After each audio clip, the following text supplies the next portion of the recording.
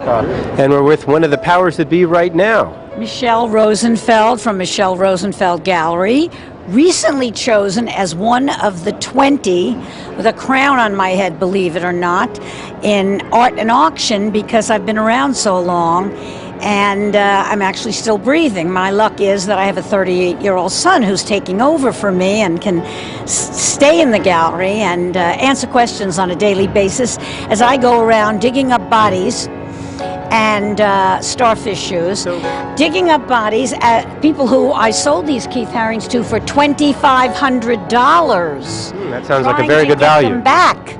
But of course they didn't want to buy them because it was graffiti art and they considered it garbage and dirtying up the subways, and for $2,500 they didn't buy it. But now if they do have one and they're worth a couple of million, now they're in love and they will not sell it.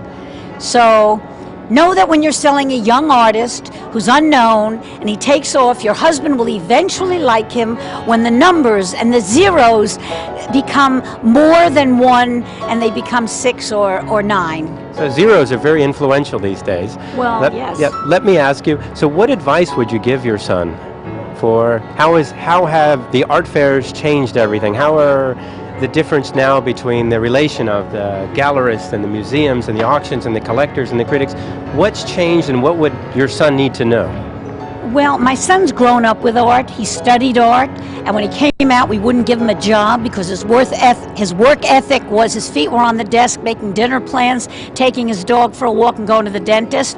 So we threw him out of the gallery, and he worked elsewhere in the financial world for about 10 years in stocks and bonds. And he learned a work ethic.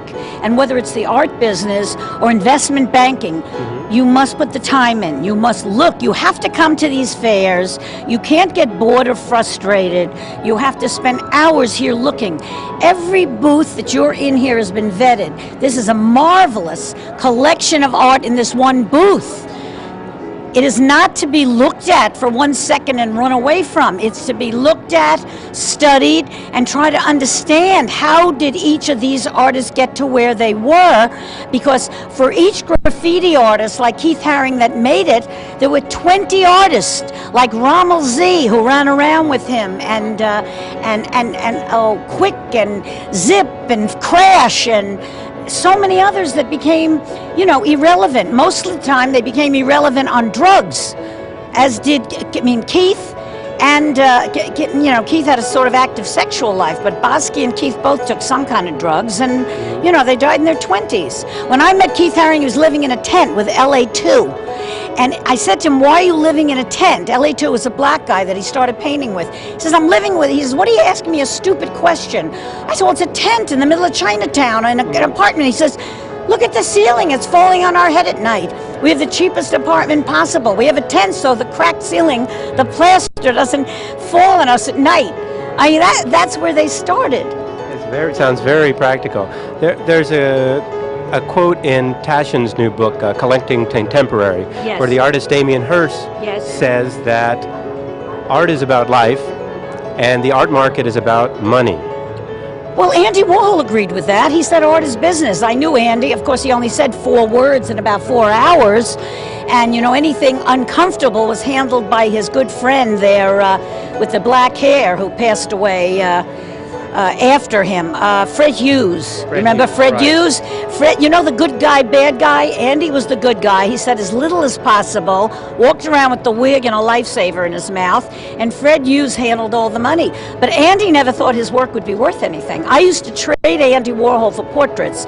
Like if you wanted a double portrait for $25,000, Andy would say, well, if he doesn't want to pay $25,000, what has he got? Does he have a collection of bracelets? Does he have a Larry Rivers he wants to sell me? Does he have a few? I had a friend, she donated to the Metropolitan Museum 18 whistles. The 5 whistles they wouldn't take, they weren't good enough. He says, I'll take them, I'll do a portrait. Andy Warhol never thought his work would be worth money, because he'd have 6 assistants with mops going over the cutouts to, put the color in on what he was using his silk screens to do the paintings.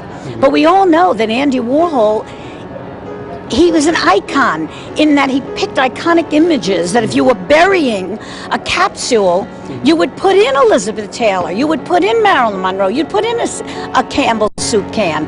I mean, half the world in our day, in the 50s and 60s, you'd have tomato soup with half a grilled cheese sandwich. I mean, what he chose as his images, rather than the way he did it, became important. Yeah, he really saw the future. But I don't know if he saw the future. I wish he were alive today to see what happened. We all do. I mean, it's like such a pity. You have to die to be great.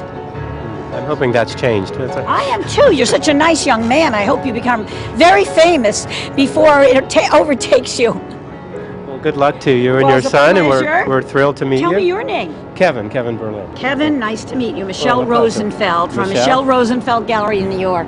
Great.